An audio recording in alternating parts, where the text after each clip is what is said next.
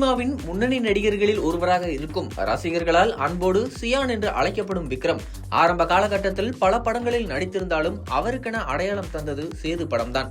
அப்படத்தில் விக்ரமின் நடிப்பு தமிழ் மக்களை வெகுவாக கவர்ந்தது.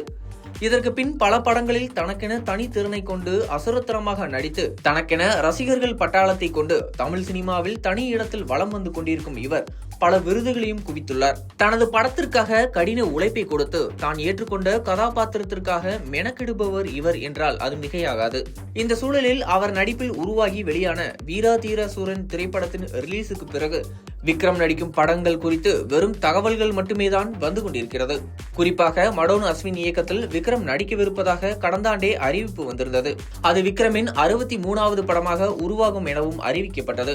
ஆனால் எழுத்து வேலைகளில் மடோன் அஸ்வின் தீவிரமாக செயல்பட்டு வருவதால் அத்திரைப்படம் கொஞ்சம் தாமதமாகி வருவதாக கூறப்படுகிறது. அதைத் தொடர்ந்து 96 பிரேம்குமார் இயக்கத்தில் விக்ரம் நடிக்கவிருக்கிறார் என்றும் அறிவிப்பு வந்திருந்தது. ஆனால் அந்த அறிவிப்புக்கு பிறகு அந்த படத்தை பற்றிய அதிகாரப்பூர்வமாக தகவல்கள் எதுவும் வெளிவரவில்லை. சமீபத்திய நேர்காணல் ஒன்றில் இயக்குனர் பிரேம்குமார் ஃபகத் ஃபாசிலை கதாநாயகனாக வைத்து இயக்குவதாகவும் அப்டேட் ஒன்றை தந்திருந்தார். மடோன் அஸ்வின் எழுத்து வேலைகளில் ஈடுபட்டு வருவதால் விக்ரமின் 63வது படத்தை இயக்க அறிமுக இயக்குனர் வந்திருக்கிறார்.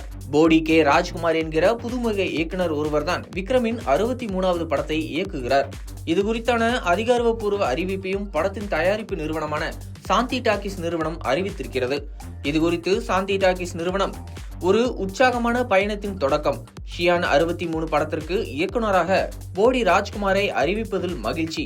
விக்ரம் சாரை போன்ற ஒரு சக்தி வாய்ந்த நடிகரை ஒரு அறிமுக இயக்குனர் இயக்குவது எங்களுக்கு உற்சாகம் அளிக்கிறது என குறிப்பிட்டிருக்கிறார்கள். இப்படத்திற்கு பிறகு மடோன் அஸ்வின் இயக்கும் படத்திற்கு விக்ரம் செல்வார் என்றும் கூறப்படுகிறது. சாமுராய் படத்திற்கு பிறகு அறிமுக இயக்குனருடன் கைகோர்த்திருக்கிறார் விக்ரம். அப்படத்தின் மூலம்தான் இயக்குனர் பாலாஜி சக்திவேல் திரைத்துறைக்குள் என்ட்ரி கொடுத்தார்.